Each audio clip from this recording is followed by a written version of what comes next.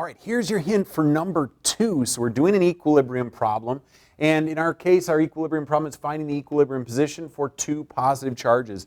And so if they do have the same sign, that means we're going to be a location in between the 2 charges and closer to the smaller charge. So I drew my picture and placed it in between and closer to the smaller charge Q.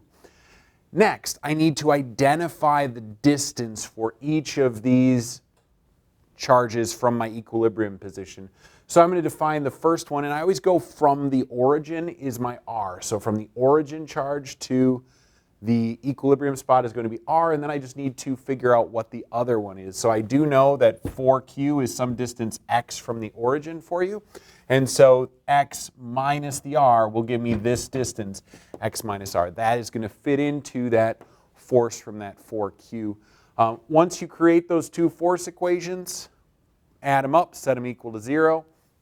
And you will note that the K value, the capital Q value, and the little q value, all of that stuff is going to cancel out for us. So really all we need to know is that x value in order to solve for the R value here. Also, there's a link in the description for how to solve equilibrium problems.